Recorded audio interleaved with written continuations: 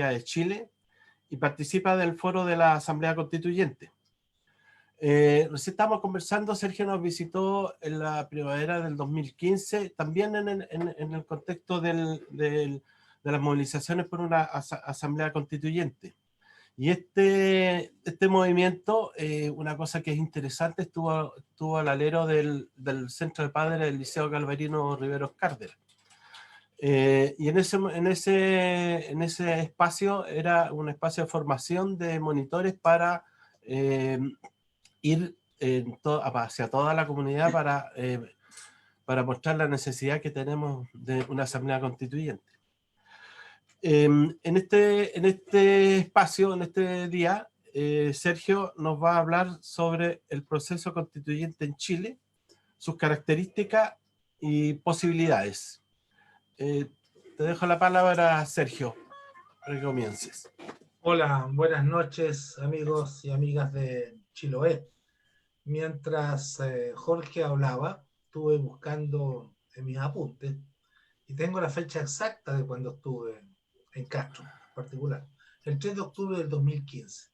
Y además del Liceo Galvarino Riveros Cárdenas, recuerdo que estuve en la gran peña Defendamos Chiloé, que se hizo en las cercanías de Castro, Nercán me parece que se llama la localidad, y en la radio Chiloé y en el canal Chiloé 75. Fue una estadía breve, pero muy intensa y muy agradable al mismo tiempo. De manera tal de que gracias a la tecnología estamos nuevamente juntos pero muy lejos, para conversar sobre el mismo tema, pero en un contexto muy distinto, porque entre 2015 y 2020 han cambiado muchas cosas en Chile y algunas ideas que teníamos en aquella época, que las seguimos teniendo, han ido concretándose de alguna manera, no como nosotros hubiéramos querido, en la realidad social y política del país.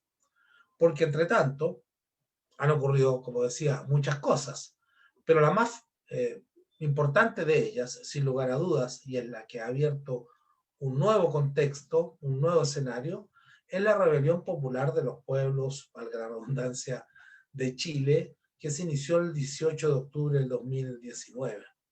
De manera tal de que ese proceso constituyente que nosotros alentábamos empezó a convertirse en una realidad más tangible, más concreta, una realidad más alcanzable que la utopía que teníamos desde hacía mucho tiempo y que apenas empezaba a germinar en las mentes y en los corazones de muchas personas en este país. Porque lo que empezó a ocurrir el 18 de octubre del año pasado fue una rebelión popular.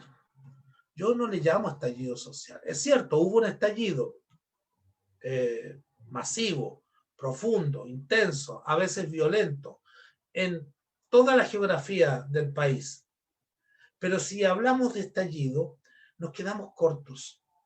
Nos da la palabra estallido la idea de la profundidad de este movimiento. Ciertamente comenzó como un estallido, pero rápidamente pudimos percibir que más que una revuelta espontánea, que lo era, este movimiento tenía contenidos más profundos, más sólidos, puesto que apuntaba en todas sus reivindicaciones básicamente en dos direcciones. En cuestionar el modelo neoliberal impuesto a sangre y fuego en Chile por la dictadura pinochetista y consolidado por todos los gobiernos postdictatoriales sin excepción alguna.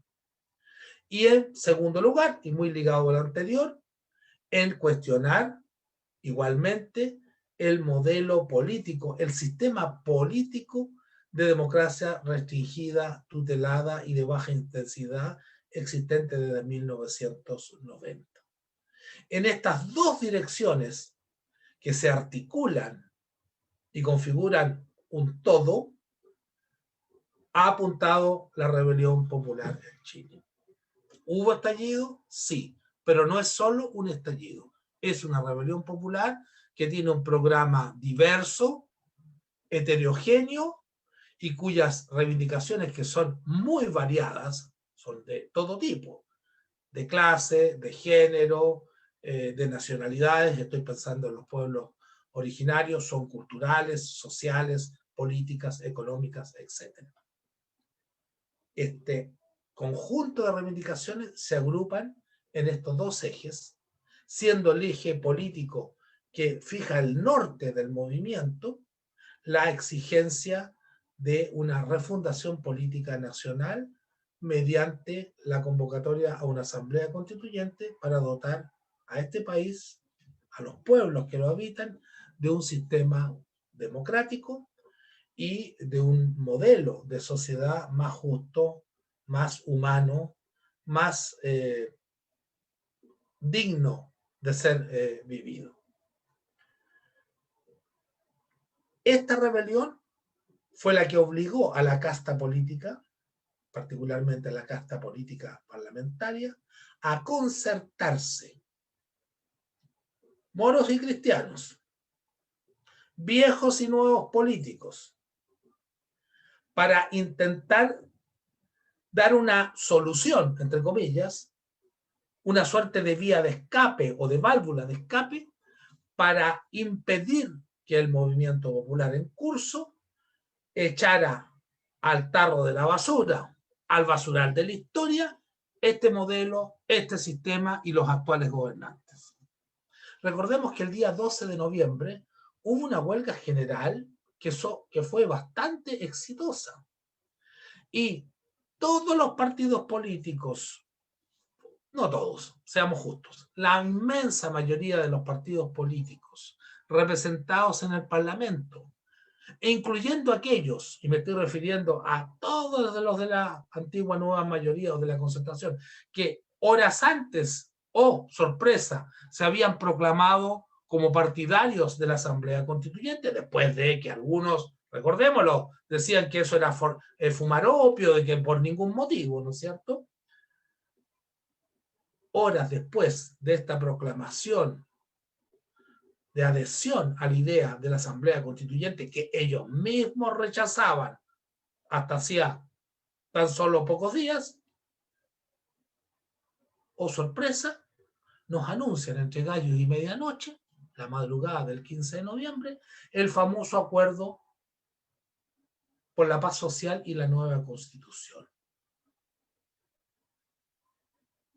¿Qué fue este acuerdo? ¿Por qué lo hicieron? El por qué está claro, por la presión popular, porque ahí firmó hasta la derecha clásica, aquellos sectores, los que están en el gobierno en la actualidad, que se oponían ferozmente al cambio de constitución, que decían que a lo sumo habría que hacer algunas reformas porque estas cosas no le interesan a la gente. A la gente no le interesan los temas de la constitución, le interesan los sueldos, las pensiones, el problema de la inseguridad, la lucha contra la delincuencia, nada más que eso. Pues bien, tuvieron que dar su brazo a torcer y firmaron con el otro actor del duopolio que ha gobernado este país durante 30 años, este famoso acuerdo por la paz social y la nueva constitución. ¿Cuál es la esencia de este acuerdo?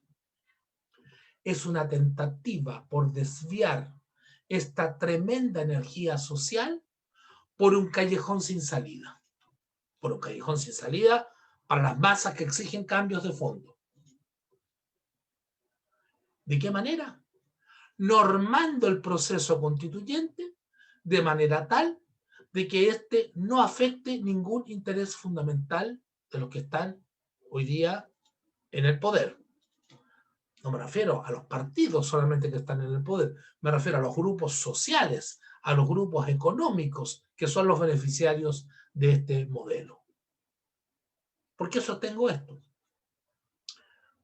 Por el contenido de los acuerdos del 15 de noviembre y de la reforma constitucional que se derivó de estos acuerdos. Hay muchos elementos. Hay elementos que tienen que ver con la forma como se realiza el proceso constituyente hasta la elección de delegados de la Convención Constitucional o de la Convención Mixta, que como bien sabemos favorece a los mismos partidos políticos que estaban siendo rechazados por las masas en la calle y que dificulta enormemente la elección de delegados y delegadas constituyentes independientes o emanados de los movimientos sociales, sino fundamentalmente a diques o camisas de fuerza que estos parlamentarios y parlamentarias le pusieron al proceso constituyente para evitar que se les escape de las manos. Dos elementos fundamentales. Primero, todos los acuerdos del organismo constitucional, ya sea convención mixta o convención constitucional, tendrán que ser aprobados por 2/3 de sus integrantes. Mucha gente ingenuamente dice, vamos a ganar, va a ganar el apruebo y va a ganar la convención constitucional. Estamos listos. Yo también creo que va a ganar el apruebo y estoy seguro también de que va a ganar la convención constitucional. Pero el problema no está solucionado ahí. Ese es solo el comienzo. Es la parte más fácil. Recordemos que por el apruebo está desde Lavín hasta Longueira, pasando por Desbordes y doña Carla Rubilar. Dícese, no lo sé, que hasta Luxich es partidario del apruebo. O sea, el apruebo dice bien poco. Las cosas empiezan a decantarse frente a la segunda alternativa, convención mixta o convención constitucional. La convención mixta es un dispositivo claramente antidemocrático, porque ¿qué tiene que hacer el Parlamento llenando la mitad de los cupos de los convencionales? Absolutamente nada. Una institución completamente desprestigiada, al igual que casi todas las instituciones del Estado, y que además no es parte del poder constituyente originario, es uno de los poderes constituidos del Estado, puesto que el poder constituyente originario somos nosotros, la ciudadanía. Y algunos dicen, bueno, pero la convención constitucional, esa es la alternativa, porque va a estar electa 100% por nosotros, por los ciudadanos y ciudadanas. ¿Y acaso la Cámara de Diputados no está compuesta por personas que han sido elegidas 100% por nosotros? ¿Acaso no ocurre lo mismo con el Senado, con las municipalidades, concejales y alcaldes? ¿Acaso no ocurre lo mismo con el presidente de la República? El hecho de que un cuerpo del Estado sea elegido 100% por la ciudadanía, que es presentado como la gran garantía democrática de la Convención Constitucional, bien poco nos dice a estas alturas, porque todos estos otros cargos los elegimos 100% nosotros. Entonces, a medida que pasa el tiempo, lo que estaba entre líneas para muchos empieza a aparecer de manera cada vez más clara. Aquí surgió una trampa. ¿Por qué? Porque los 2/3 son inalcanzables, ya sea en la convención mixta o en la convención constitucional. Seguramente va a haber 2/3 y mucho más, hasta probablemente 100% de acuerdo en temas abstractos, en lindas proclamaciones, en cuestiones anodinas. Chile es un Estado de derecho democrático, libertad, igualdad, fraternidad, paz y amor. Eso no cuesta nada. Eso es letra muerta. Lo difícil es alcanzar, no lo difícil, lo imposible es alcanzar esos 2/3 en temas concretos, fundamentales. Carácter del Estado. ¿Estado subsidiario o Estado de derechos sociales? Características y funciones de las Fuerzas Armadas y policiales. ¿Estado uninacional o Estado plurinacional? Derechos sociales. de trabajadores, de pueblos originarios, de mujeres, de la tercera edad, derechos medioambientales. El Estado de Chile seguirá siendo un Estado subsidiario que no es un Estado emprendedor como lo fue durante mucho tiempo. En esas cosas, ¿alguien cree que se van a alcanzar los 2/3? En circunstancias que en todas las elecciones efectuadas desde 1989 hasta la fecha, la derecha siempre ha tenido 1/3 y bastante más que 1/3. Y si le llegaran a faltar votos en esta oportunidad, va a contar, como ha contado a lo largo de 30 años, con la inestimable ayuda del sector más conservador de la vieja concertación, que siempre está dispuesta a aportarle votitos en el momento necesario. Y lo hemos visto a lo largo de todo este segundo gobierno de Piñera, en que estos sectores han concurrido con sus votos en el Parlamento para darle la mayoría necesaria a Piñera para sacar adelante leyes reaccionarias, retardatarias e incluso represivas. Entonces los 2/3 es el elemento clave de esta maniobra política de la casta, casi sin distinción de colores. Uno de los personajes que mejor ha leído lo que está ocurriendo en Chile y el significado de los 2/3, es Pablo Longueira, de una claridad meridiana. Él calcula los delegados constituyentes que podría y debería sacar la derecha, y calcula y desea, no solamente calcula, desea también que la concertación saque una cantidad más o menos equivalente. Y con la sumatoria, lo ha dicho, de ambos caudales de votos, dice, vamos a hacer una hermosa constitución. Vamos, ¿quién es? La derecha y la exconcertación, o por lo menos una parte de ella. Segundo elemento, los temas que son tabú, que la convención constitucional o la convención mixta no puede tocar, porque están en el acuerdo del 15 de diciembre y eso fue incluido en la reforma constitucional que nos regalaron a puertas de la Navidad. Los tratados internacionales firmados por Chile. Hay más de 400 tratados internacionales. Alguien dirá, sí, pero es que es bueno que los tratados internacionales de derechos humanos sean respetados. Sin lugar a dudas que eso es muy bueno.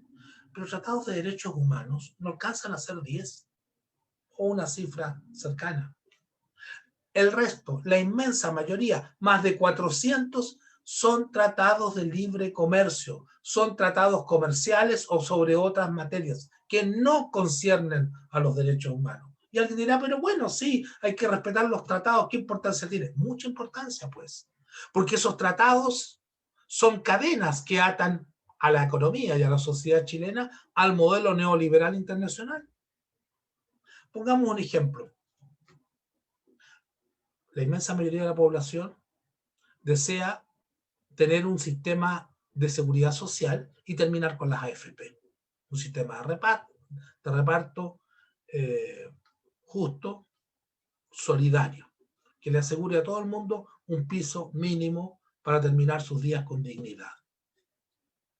Evidentemente, la nueva constitución no se va a referir expresamente a las AFP o al nuevo sistema de pensiones. Probablemente no lo va a hacer.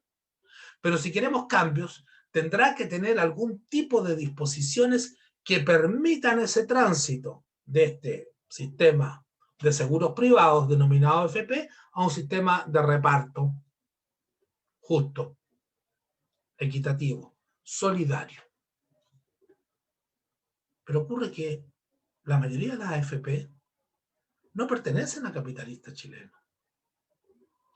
Gran parte del capital es de empresas transnacionales, la mayoría de ellas norteamericanas, que si se ven lesionadas o creen que van a ser lesionadas por las disposiciones de la nueva constitución, van a invocar los tratados internacionales. De modo tal que si esos tratados no son desahuciados, no son renegociados, es imposible hacer los cambios que la mayoría de la población desea. Entonces, lo que está ocurriendo acá es un proceso constituyente, me refiero al proceso constituyente oficial, no al que viene por abajo de la sociedad chilena desde hace mucho tiempo, absolutamente normado por los poderes constituidos, principalmente por el Parlamento. ¿Y cuál es el problema de esto? El problema es que esto impide la libre y autónoma expresión del poder constituyente originario, aquel que reside única y exclusivamente en la ciudadanía. Esto es el mundo al revés, porque según la teoría democrática, desde la Revolución Francesa, esta parte a lo menos, el poder constituyente originario reside, reitero, solo en la ciudadanía. Y es el poder constituyente originario quien determina, delega, otorga las facultades a los poderes constituidos, en nuestro caso, al Ejecutivo, al Legislativo y al Judicial. Esto es completamente al revés. Un poder constituido le raya la cancha, le fija las normas al poder constituyente originario en circunstancias de que, según la teoría democrática, no hay ningún poder o no debe haber ningún poder por sobre el poder constituyente originario, que somos nosotros, los ciudadanos y ciudadanas del Estado República de Chile. Entonces, amigos y amigas de Chiloé, la situación es muy difícil. ¿Nos vamos a alegrar de que gane el apruebo? Sí. ¿Nos vamos a alegrar de que gane la Convención Constitucional? Sí. Pero cuando ésta se reúna por primera vez, quienes no se han dado cuenta o no han querido ver, porque la gente trata de vivir de ilusiones y confunde a menudo la realidad con sus deseos, se van a dar cuenta de que este es un muro infranqueable, de que la casta política lo pensó todo muy bien, de que la cocina del 15 de noviembre ha funcionado de acuerdo con la receta de sus cocineros. ¿Quiere decir esto que todo está perdido? No. ¿Dónde podría estar la solución? ¿Dónde podría haber una vía que culmine en la satisfacción de los anhelos de las grandes mayorías? A mi juicio, en 2 o 3 elementos. Primero, la movilización social. La movilización social, la presión social sobre los poderes constituidos y sobre el propio organismo constitucional, llámese como se llame, debe continuar. Sería un gran error por parte de la población hacer lo que hizo a comienzos de la década del 90, cuando la Concertación le dijo: ya derrotamos al tirano, váyanse a sus casas, nosotros administramos. Y ya sabemos cuál fue el resultado. Si la gente se vuelve a sus casas, el resultado va a ser muy parecido al de esta famosa, eterna e inconclusa transición a la democracia que hemos vivido durante 30 años. La movilización social debe continuar después del plebiscito, después de la elección de delegados y delegadas constituyentes, durante y después del funcionamiento de la Convención Constitucional. De otro modo, los constitucionales, por muy buenos que sean, porque no son ángeles, pueden llegar a arreglos que no satisfagan las aspiraciones populares. Ese es un primer elemento. El segundo elemento es un elemento de táctica, de estrategia política. No basta la gente en la calle. Hay que desarrollar una estrategia política que pueda dar frutos. En primer lugar, hay que conseguir una mayoría absoluta de delegados constituyentes, efectivamente transformadores, reformistas, en el buen sentido de la palabra. Mayoría absoluta, no 2/3, 50% más 1. Eso es mucho más realista, más alcanzable. ¿Para qué? ¿Para qué dirá alguien? Pero si el quórum de 2/3 da lo mismo tener entonces 51, 52, 53% de delegados. No, no da lo mismo. Porque si estos delegados y delegadas realmente están convencidos de la necesidad de hacer transformaciones de fondo, tienen el coraje político suficiente y tienen a sus espaldas al pueblo movilizado, podrían, apenas se reúna la Convención Constitucional, declarar a este organismo libre y soberano. Esto es, transformarlo en la práctica en una asamblea constituyente, porque la Convención Constitucional no es una asamblea constituyente, porque no es libre ni es soberana, porque le fijaron las normas, porque le rayaron la cancha. Porque hay gente que está sosteniendo de que es lo mismo. Engañamos a la derecha, le pusimos otro nombre, pero y ya tenemos la asamblea constituyente. No, quienes dicen eso o se engañan o pretenden engañarnos.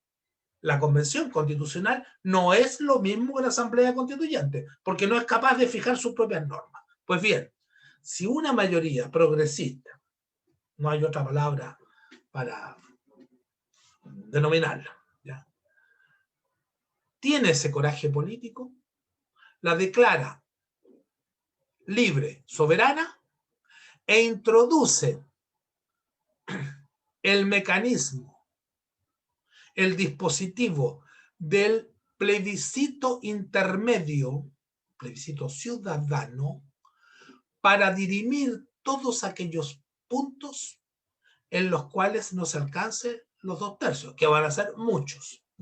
De esta manera se respeta, entre comillas, el quórum de los 2/3. Nadie puede alegar de que se está pasando por sobre la reforma constitucional, por sobre las normas constitucionales, pero se le agrega un elemento, yo no veo dónde puede estar la prohibición, que nos permite pasar por encima de este dique, de este muro de contención, al remitirle a la ciudadanía la posibilidad, la facultad para dirimir el impasse que se va a producir cuando nos alcancen los 2/3. Y la ciudadanía no decide por quórum supramayoritario o contramayoritario, como son estos quórum de 2/3. La ciudadanía define, como en cualquier elección democrática, por 50% más uno, por mayoría absoluta. Esa es nuestra propuesta. Es la propuesta que formulé el año 2015, aún sin saber que lo que venía, porque es una propuesta que hemos pensado, no es una propuesta personal, es una propuesta del colectivo al cual pertenezco, el Foro por la Asamblea Constituyente, desde hace mucho tiempo. El foro se formó hacia fines del 2013 y el 2014 ya habíamos formulado esta propuesta del plebiscito intermedio, que hoy día probablemente y ojalá le empiece a hacer sentido a más y más personas, porque sería el mecanismo que nos permitiría destrabar este impasse sí y solo sí, y lo reitero, hay una movilización social permanente, que la gente no vuelva a sus casas, de manera tal de presionar a los poderes constituidos y presionar también amablemente, civilizadamente,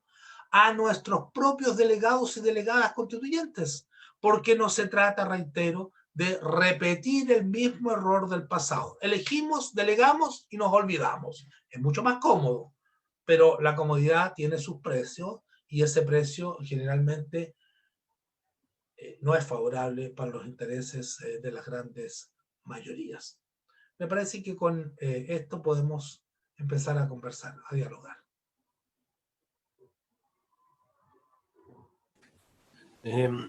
Gracias, Sergio. Gracias, Jorge. Bueno, después de esta elocuente exposición de Sergio frente a los momentos que estamos viviendo, damos la palabra para que hagan sus preguntas, tanto en el Facebook como en el panel, para que vayamos aclarando nuestras dudas. Vamos a partir con Fernando, que tiene una pregunta. Fernando. Bueno, muchas gracias, Sergio. Estuve atento durante toda la exposición, quedó clarito en realidad gran parte de las cosas que nosotros hemos venido conversando en estos Kelkunes que ya llevamos un par de meses haciendo. Así es que está muy interesante esto de ya escuchar como algunas salidas o propuestas, porque eso es como lo que tal vez está haciendo falta como insumo en este momento de las discusiones territoriales. Me quedo definitivamente con esta idea de que los constituyentes, una vez que ya esté constituido, ¿cierto? Asumiendo que ganamos la prueba, ¿cierto? La convención constituyente y todo, eso que dice de que se pueden declarar libres y soberanos. ¿Eso existe? ¿Cuál es el mecanismo para lograr eso? ¿Cómo se establece? ¿Fue estipulado en la cocina?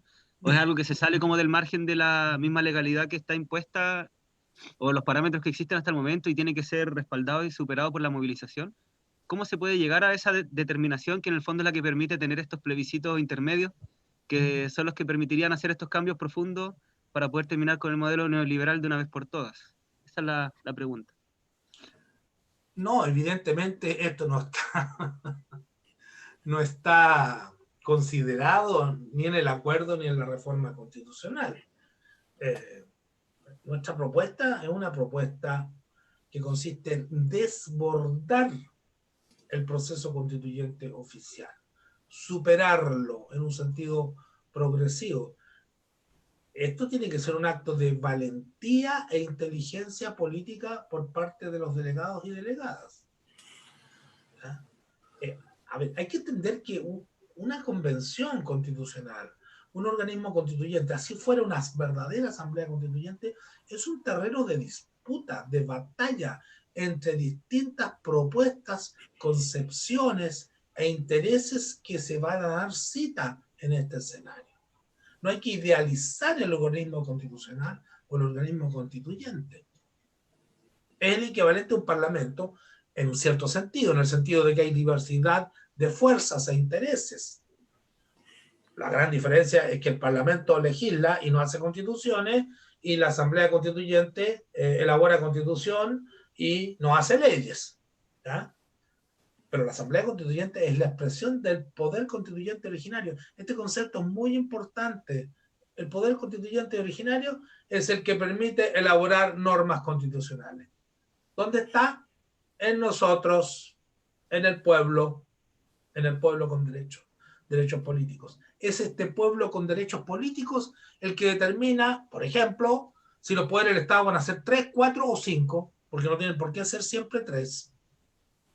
Es este pueblo con derechos políticos quien le fija los límites, las atribuciones y la forma de funcionamiento a cada uno de los poderes del Estado, de los poderes constituidos, y no al revés. Por eso yo les decía, este es el mundo al revés. Un poder constituido, patudamente, se arroga poderes que no tiene para rayarle la cancha al poder constituyente originario, a la ciudadanía. Si la ciudadanía ya se expresó, lleva un año expresándose en las calles, ahora falta solamente su expresión formal mediante un plebiscito. Pues bien, ya tenemos el plebiscito, podemos suponer a grandes líneas cuál va a ser su resultado. Ahí está la voluntad popular. ¿Con qué derecho ellos lo van a limitar? ¿Con qué derecho nos quieren llevar a la misma situación de empate en que un tercio equivale a lo mismo que 2 tercios, tal cual como ha ocurrido durante 30 años? Es una situación que solo la voluntad popular y una adecuada estrategia política puede superar. Gracias, Sergio. Maribel también quería hacer una consulta.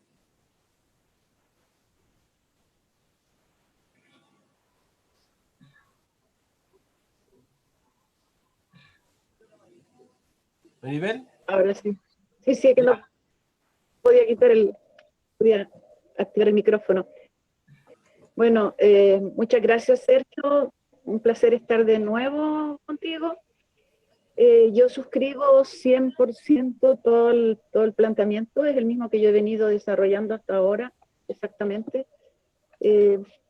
en cuanto a las trampas de esa pantomima de proceso constituyente y ese acuerdo por la paz, que según ellos fue un acuerdo que se tomó con las dos partes, según ellos, para lograr la paz social, un acuerdo que se hace entre solo el Estado, entre varios poderes del Estado. No es un acuerdo que se haga entre el Estado y el pueblo, no es un acuerdo que se haga entre el Estado y el pueblo movilizado. O sea, se sale de una crisis pactando una parte entre ellos. Yo creo que eso es un tema que tenemos que recalcar mucho. No hemos participado de ese acuerdo, que a mi juicio además es un acuerdo anticonstitucional, ilegítimo totalmente, porque como tú bien dices, se salta absolutamente toda la legalidad en cuanto que se atribuyen ellos el poder constituyente, ellos mismos. Dentro de ese acuerdo hay un aspecto en el que yo he insistido mucho también, que es el hecho del sistema electoral. Cuando pone la coletilla de que la elección de constituyentes se hará con el mismo sistema de los partidos políticos, que es otra de las grandes trampas que nos han puesto para poder acceder a la Asamblea Constituyente o al proceso constituyente. Pero además hay un tema que a mí me tiene bastante indignada, que es el tema de la franja electoral. Que le sobra el apellido de electoral porque no estamos eligiendo a nadie. En esa franja, además, con total protagonismo de los partidos políticos, según ellos, han repartido los tiempos según la representatividad, cuando en este proceso constituyente no hay representatividad previa, nos tienen que consultar a los ciudadanos individualmente y ninguno tenemos representatividad por nosotros mismos, y se da la paradoja de que un partido como Renovación Nacional está participando en la franja del rechazo y en la franja del apruebo. Es una burla democrática lo de la franja electoral, a mi entender, una total burla, se pasa por encima todos los conceptos democráticos cuando a algunas personas dentro de la franja se les dan 0,59 segundos, que no da tiempo para nada. Y hay partidos políticos a los que se les da tiempo en el apruebo, tiempo en el rechazo, tiempo en la convención mixta y tiempo en la convención constitucional. Además, una franja que por otro lado está totalmente vacía de contenido. Yo apruebo, yo rechazo, yo apruebo, yo rechazo. No hay ninguna intención de debatir, ninguna intención de fijar criterios. Entonces, bueno, son dos aspectos más que hacen de este proceso electoral un circo, una pantomima, un engaño.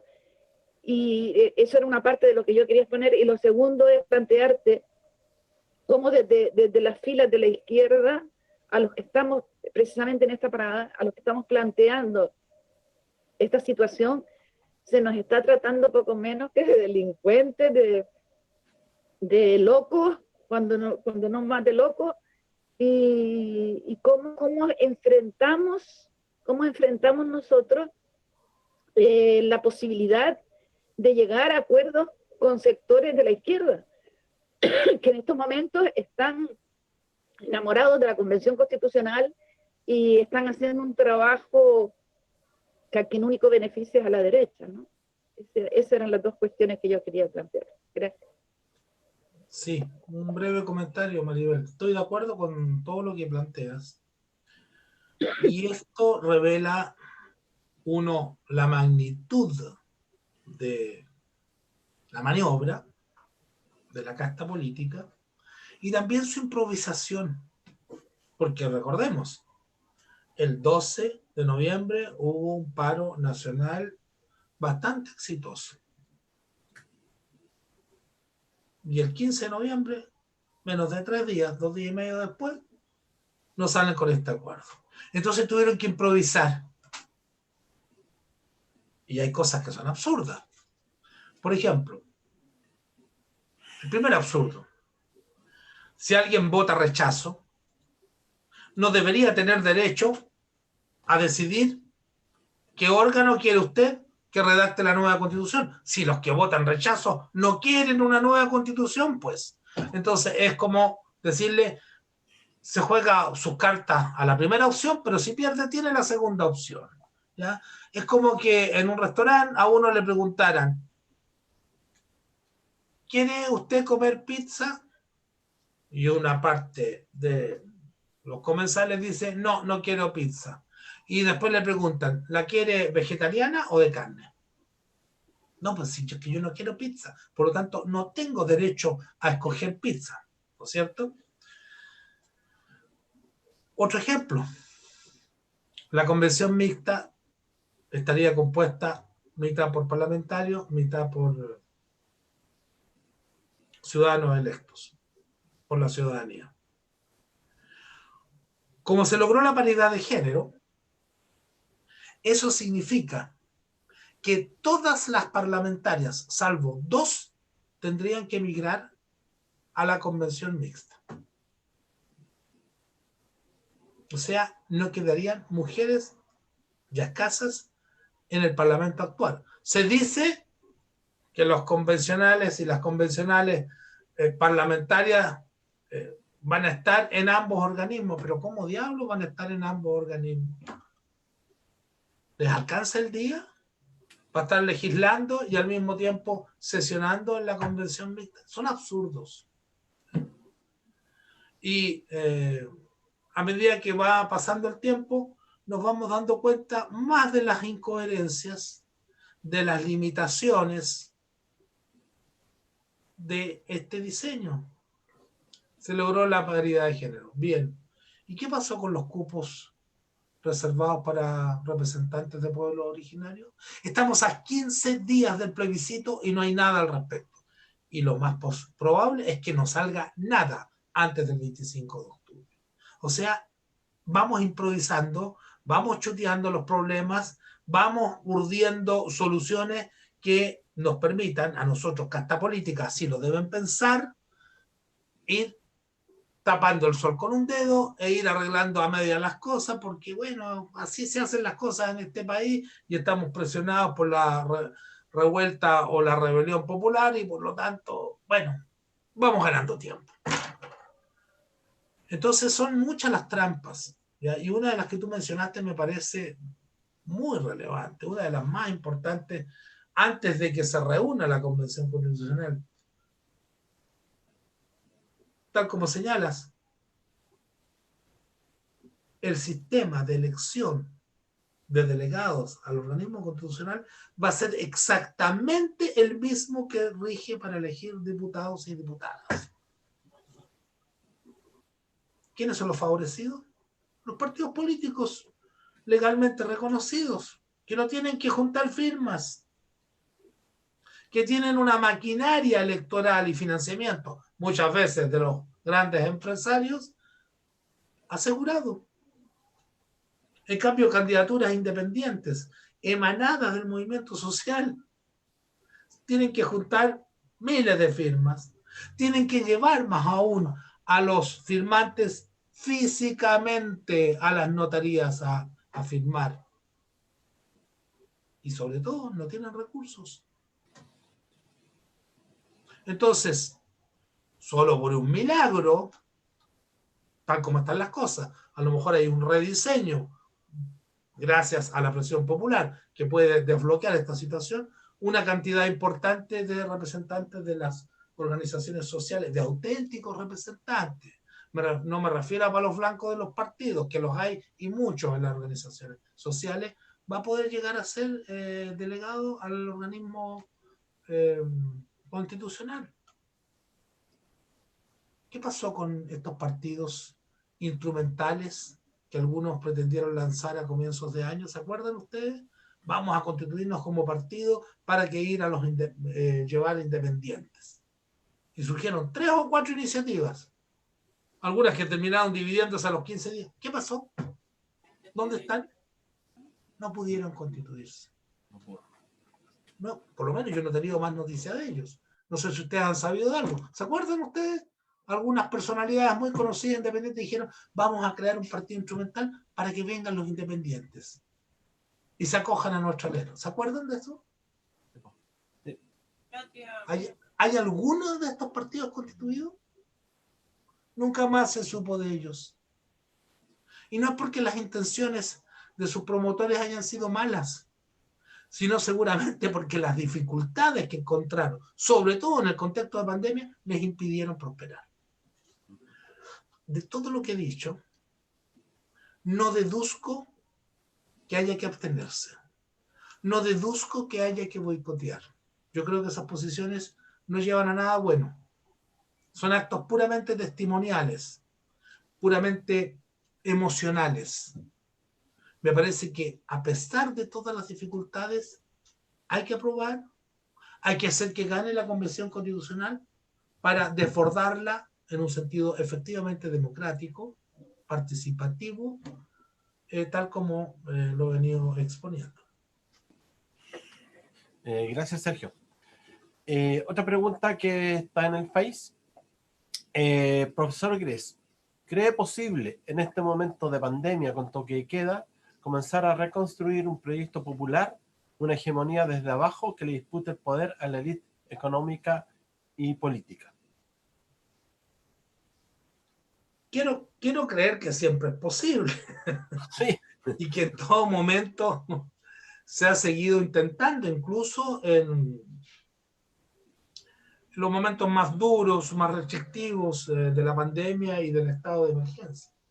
Yo no sé en qué situación del punto de vista sanitario y de las fases se encuentra Chiloé en estos momentos, pero ya todo Santiago, casi toda la región metropolitana está fuera de cuarentena y las movilizaciones sociales y las manifestaciones políticas callejeras han vuelto.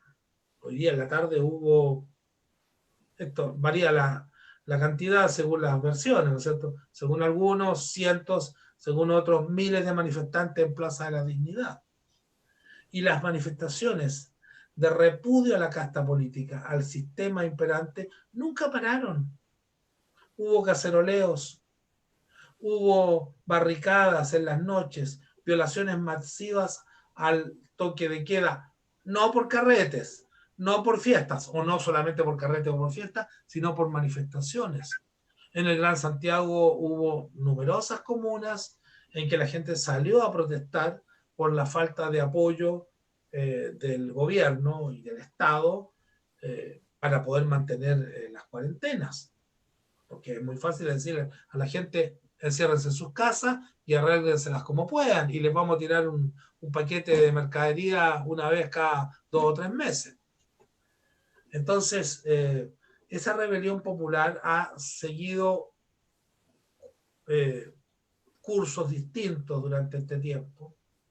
Ya vamos a cumplir un año.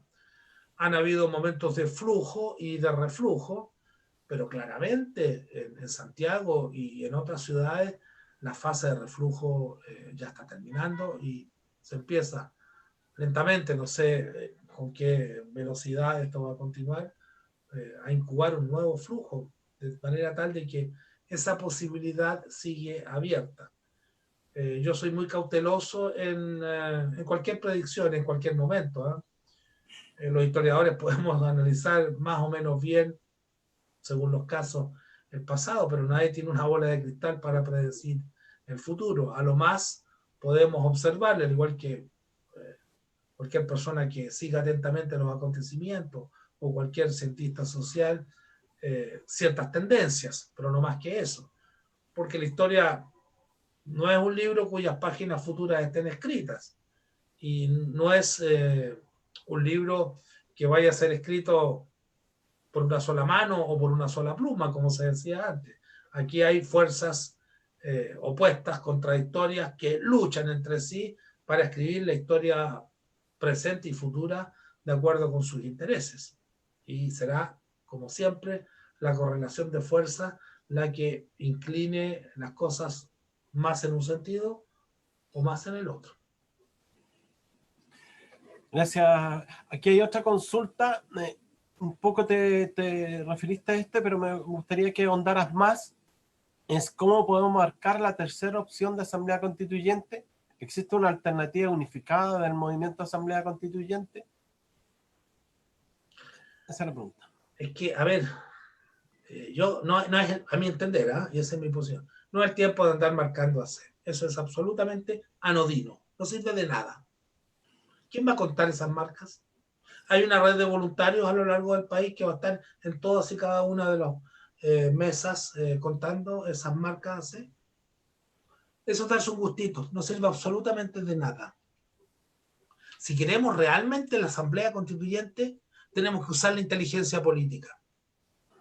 Y la única posibilidad real hoy, tal como están las cosas, y no van a cambiar fundamentalmente de aquí al plebiscito, en 15 días más apenas, es tratar de incidir en este proceso constituyente oficial con todos sus problemas y trampas para desbordarlo y desembocar en una asamblea constituyente real, no meramente nominal, no del el gustito de marcar a C. Entonces, si yo también he marcado a C alguna vez, pero el contexto es otro.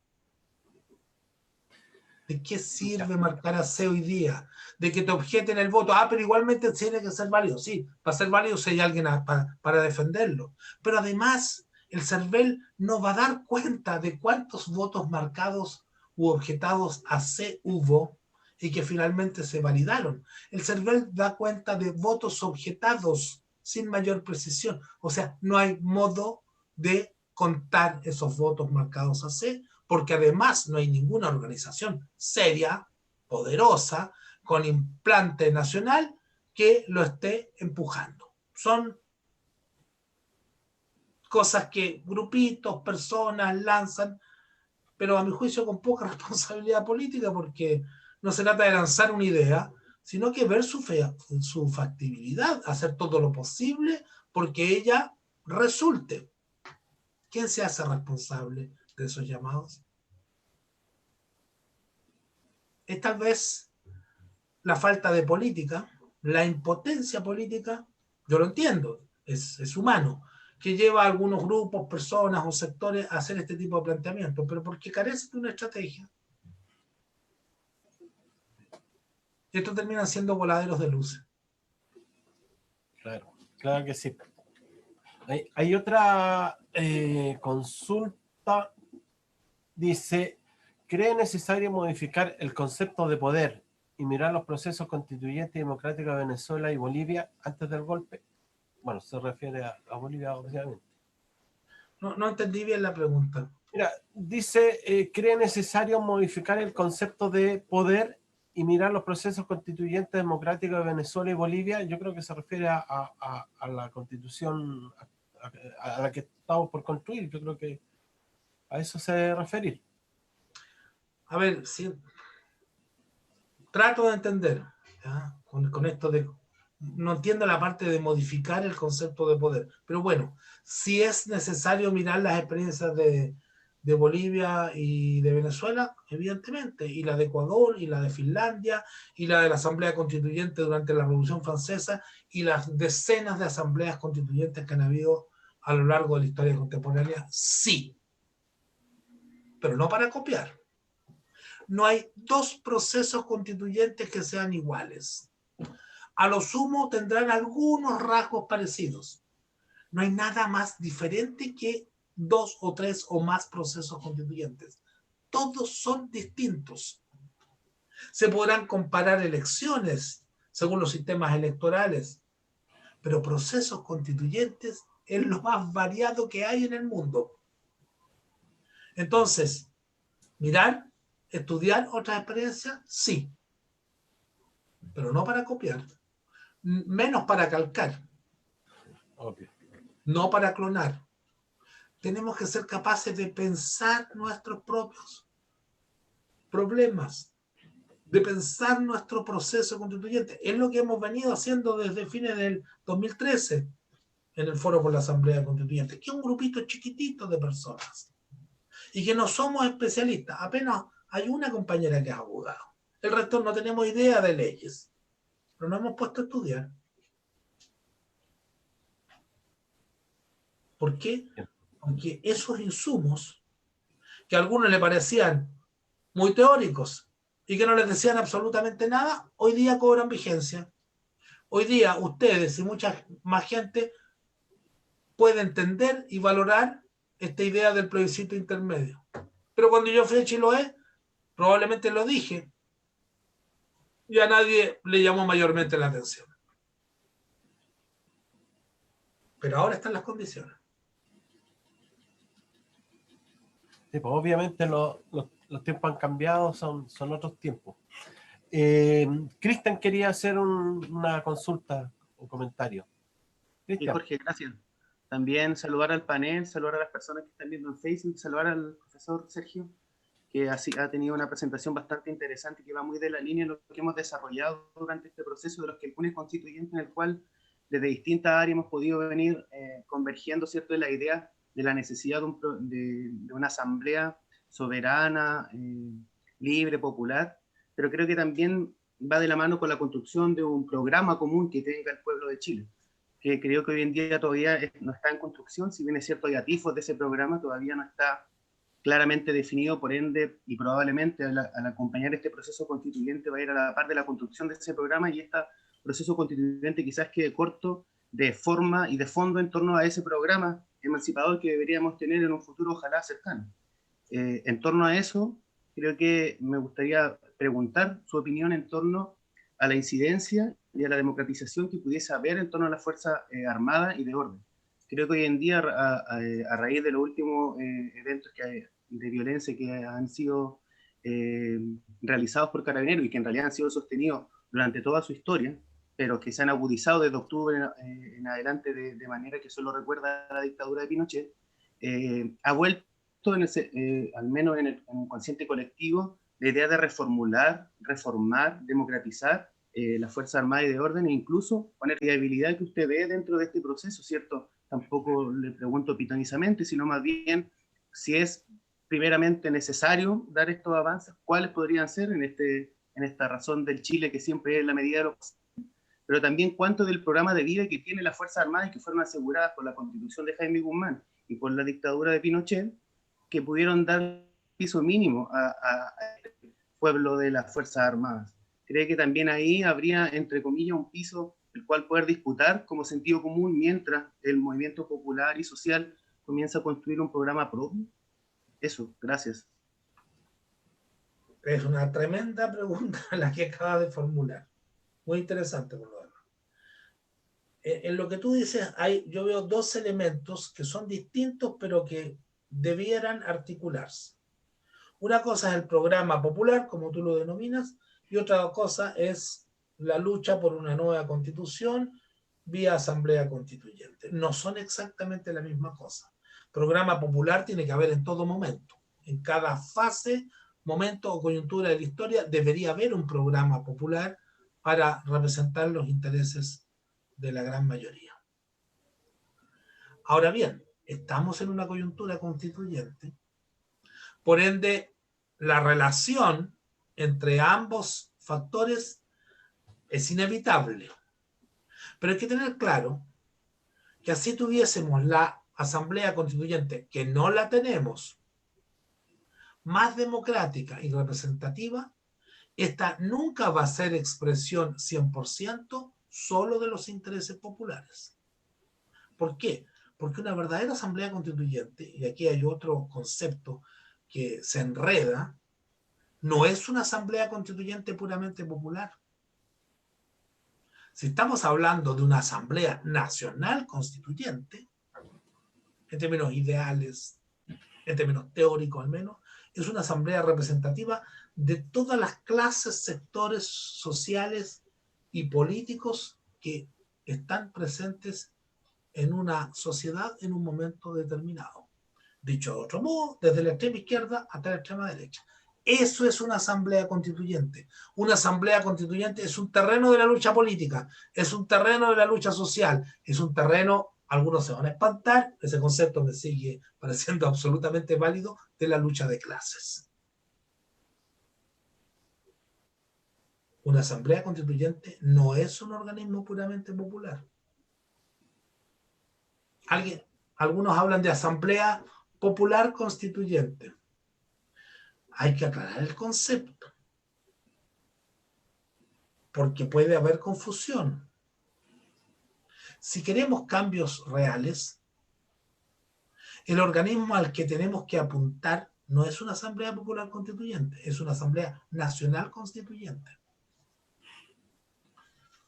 Porque la Asamblea Constituyente puede adoptar la más bella constitución, pero si no tiene detrás de sí el poder del Estado, el aparato del Estado, esa constitución es letra muerta. Los procesos constituyentes, ya que alguien los mencionaba, de Bolivia, de Venezuela, de Ecuador y otros, lo hicieron teniendo detrás a su favor el aparato del Estado. A menos que alguien esté en condiciones de garantizarnos de que aquí en un plazo muy breve va a haber doble poder, va a haber un poder popular autónomo, paralelo al del Estado, y este poder popular se va a imponer al poder del Estado. No hay soviets acá, ni nada parecido. No hay pueblo armado. Entonces, no hay que jugar con las palabras, ¿ya? Es re fácil hablar de Asamblea Popular Constituyente y echémosle para adelante. No. Necesitamos un instante de legalidad, así sea forzando al adversario, para tener la Asamblea Constituyente de nuestros sueños, para que el aparato del Estado respalde y no boicotee los contenidos de la nueva Constitución. Pero es que a mí me gustaría una Asamblea Constituyente donde esté realmente representado el pueblo. Bueno, saquemos una mayoría de constitucionales o constituyentes que sean efectivos representantes de los intereses populares. Hay otra idea que nosotros planteamos desde el 2014 a lo menos, que es la de la reunión de una Asamblea Popular Constituyente o Constituyente chica. ¿De dónde viene esta idea? De la experiencia histórica. En marzo de 1925, en el contexto de un proceso constituyente anunciado por el entonces presidente de la República, Arturo Alessandri Palma, de llamar a una constituyente nacional, los sectores populares liderados fundamentalmente por la Federación Obrera de Chile y el Partido Comunista, recién había muerto Recabarren hace unos pocos meses, al cual se sumaron otros componentes del movimiento popular de la época, sectores anarquistas, militantes del Partido Democrático, algunos radicales, feministas como Amanda Labarca, etcétera, se reunieron en el Teatro Municipal de Santiago y durante 4 días tuvieron un debate muy intenso, a veces muy duro, entre ellos, y elaboraron no una constitución, 12, me parece que eran grandes lineamientos constitucionales. Esa fue la Asamblea Constituyente de Asalariados e Intelectuales, conocida también con el nombre de la Constituyente Chica. ¿Por qué la Constituyente Chica? Porque estos delegados y delegadas populares no se equivocaron. No pensaron de que ellos eran el poder constituyente que iba a dotar a la República de Chile de una nueva constitución, porque sabían que no tenían ni milicias populares ni el poder del Estado burgués que lo respaldara. Pero la idea era ir a disputar de manera consensuada los contenidos de la futura constitución en la Asamblea Nacional Constituyente que había prometido Alessandri Palma, cuestión que no se realizó porque Alessandri Palma se olvidó de su promesa y por sí y ante sí nombró una comisión o 2 comisiones constituyentes, de las cuales funcionó solo una, que fue la que elaboró la Constitución del año 25 y con el apoyo del ejército empujó el proceso constituyente en la dirección que él quería, haciendo caso omiso de las deliberaciones populares. Entonces, nosotros hemos planteado de que sí, sería necesario reunir una constituyente chica. Le podemos nombrar, la podemos denominar Asamblea Popular Constituyente. pero no es para sustituir a la Constituyente Nacional. Imaginémonos que dentro de algunos meses nos reunimos, y hay algunas iniciativas en ese sentido, representaciones de los distintos movimientos sociales, de la gente que está en la calle, de los cabildos, de las asambleas territoriales, de los sindicatos, las federaciones estudiantiles, los distintos movimientos que han estado presentes, y nos organizamos como Asamblea Popular Constituyente. Y somos capaces incluso de ir más allá de lo que hicieron nuestros ancestros en 1925 y redactar una constitución bellísima, que es la expresión de la soberanía popular desde abajo. Muy bien, nos abrazamos, nos despedimos y tenemos el texto de la Constitución. ¿Qué pasa al día siguiente? ¿Qué pasa al día siguiente? Y a la semana siguiente, y al mes siguiente, y al año siguiente. ¿Quién aplica esta Constitución? Las bases sociales, dicen algunos. Ya. Seamos serios, las bases sociales, ¿cómo? Si las bases sociales decidieron cambiar el sistema de pensiones, ¿no es cierto? Terminar con las AFP. Ya. ¿Y cómo? ¿Cómo? Si no tenemos al Estado que nos respalda, si hemos deliberado aparte, no hemos comprometido al resto de las fuerzas políticas y sociales a aceptar lo que la nueva Carta Constitucional diga. Entonces, esa es palabrería. Reitero, ¿cómo garantizamos que esos bellos acuerdos se concreten en la realidad si no tenemos el poder? No tenemos ni el poder del Estado, ni un poder paralelo. ¿O alguien va a decir que las asambleas territoriales, los cabildos son poder efectivo?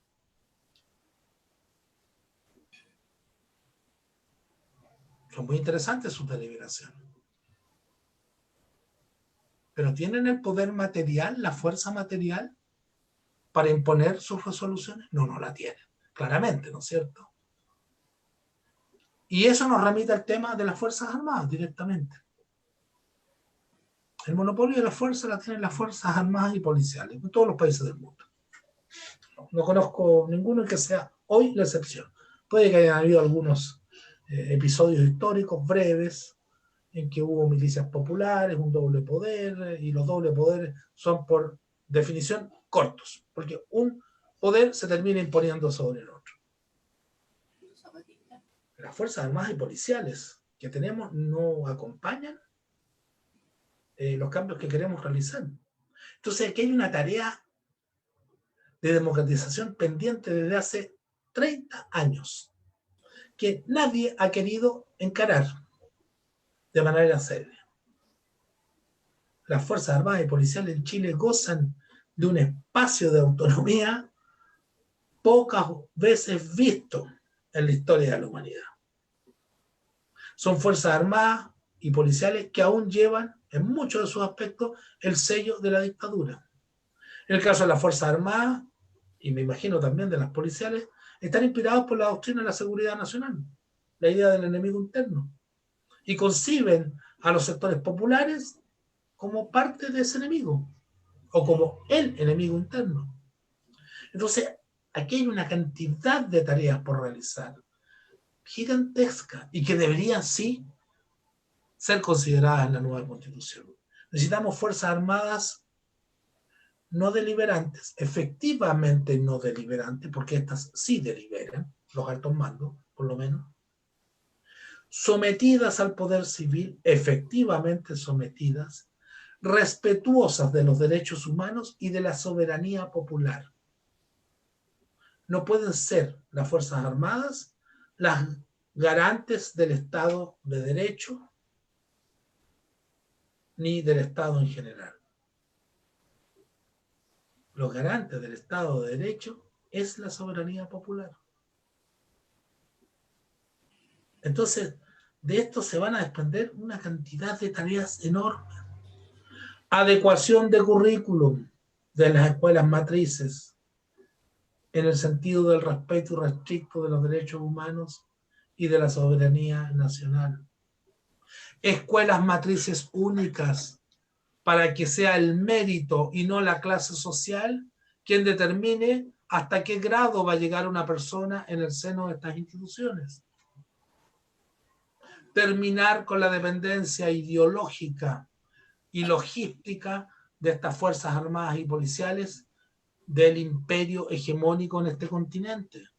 No es posible que se sigan realizando operaciones UNITAS en las cuales participen nuestros marinos. No es posible que se sigan enviando centenares y centenares de oficiales chilenos a la Escuela de las Américas, que hoy día existe con otro nombre, ya no está en la zona del Canal de Panamá controlada por el Estados Unidos, sino que está en el propio territorio norteamericano. ¿Sabían ustedes que los gobiernos que más militares enviaron a esta Escuela de las Américas, de triste memoria, porque ahí es donde aprendieron a torturar muchos de los militares golpistas del periodo de la dictadura? Los gobiernos que más enviaron oficiales, centenares, fueron los de Lagos y Bachelet. No es posible que las Fuerzas Armadas le sigan rindiendo homenaje a criminales, a violadores de los derechos humanos, como el almirante Merino, al cual le siguen teniendo, a pesar de nuestra lucha, una estatua en los jardines del Museo Marítimo y Naval de Valparaíso, u otro tipo de homenajes que existen incluso respecto de Pinochet en el seno del ejército. Estas cosas son inadmisibles en un sistema efectivamente democrático. Son cuestiones de las cuales hay que hacerse cargo. Y reitero, ninguna de las fuerzas, partidos y gobernantes que han tenido la posibilidad de hacerlo en estos 30 años lo ha hecho. Entonces, claro, es una tarea enorme para el organismo constitucional o constituyente poner a estas fuerzas en las cuales la nación deposita el monopolio de las armas a disposición del pueblo y de la nación, o de los pueblos de Chile, y no por sobre estos pueblos. Gracias, Sergio. Hay una consulta, una pregunta que no veo que no se ha hecho, pero tampoco puedo dejarla pasar, y sobre todo en el contexto que estamos nosotros, que somos región. No sé si han discutido en el foro o en alguna cosa con respecto a qué forma podría haber una descentralización del territorio para el desarrollo autónomo de las regiones.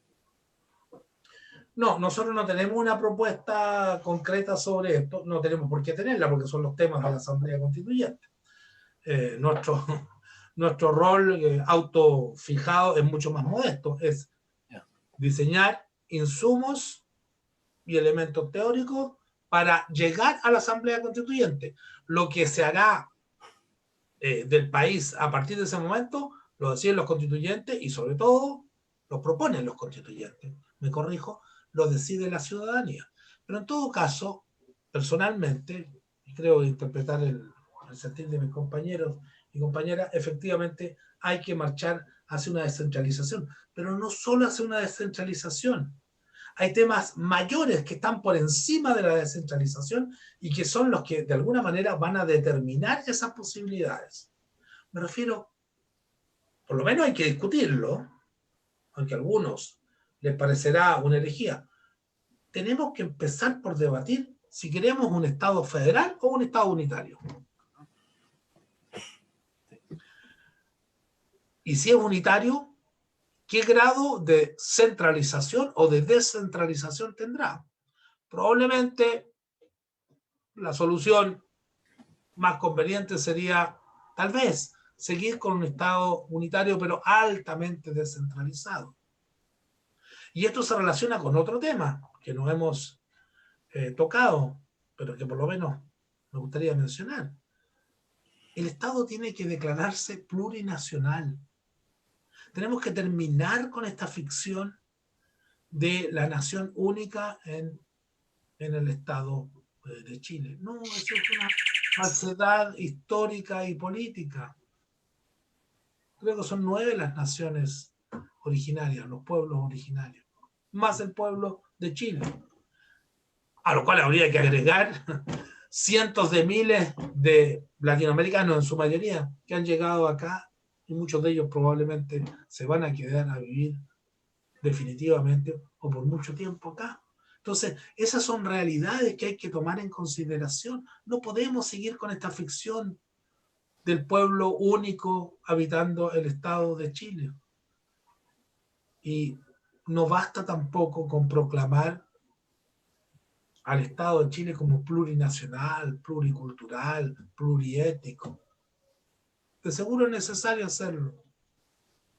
Pero eso tiene que tener bajadas concretas para que no sea discurso, para que no sea solo discurso. Tiene que ir acompañado, por ejemplo, respecto de los pueblos originarios. Estoy pensando principalmente en el pueblo mapuche, pero probablemente en otros pueblos que tienen cantidades de población significativas, como los aymaras, los Rapa Nui y otros, en un régimen de autonomías territoriales, en aquellos puntos del país donde se encuentren altas concentraciones de habitantes de esos pueblos. Son temas que tienen que ser discutidos y tienen que ser integrados de alguna manera en la nueva constitución y que se relacionan también con la descentralización. Porque si hay autonomías para estos pueblos originarios en determinadas regiones, un régimen de autonomía, eso ya es un aporte a la descentralización. No es el único. Hay cuestiones que tienen que ver con todas las regiones y las provincias del país, más allá de la cuestión de las nacionalidades minoritarias. Gracias, Sergio. Mira, llevamos ya casi 1 hora y media. Yo creo que es hora de... No sé si... Parece que no hay nadie más, no hay ninguna pregunta más. Así es que yo, en nombre de mis compañeros, quiero agradecerle a Sergio por la disposición, por la pasión también que puso en su argumento. Invitarlo a que vea, le vamos a mandar los links para que vea de repente los Kelkun, lo que estamos desarrollando aquí en este lejano Chiloé para todos. Así que quiero saludar a toda la gente de Facebook que estuvo bastante activa, hubo bastantes personas consultando, agradecerles a ellos e invitarlos a un próximo Kelkun que vendría a ser el 16, Kelkun que va a ser bastante interesante previo al 18 de octubre. Así es que me despido de todos mis compañeros, de Sergio, y que sea y también a los de gente de Facebook. Así que agradecido y será en otra oportunidad. Gracias, Sergio. Gracias, Cristina. Chao, Jorge. Chao, compañeras y compañeros. Muchas gracias. Luego, compañeros, gracias. Muchas gracias. Chao, chao.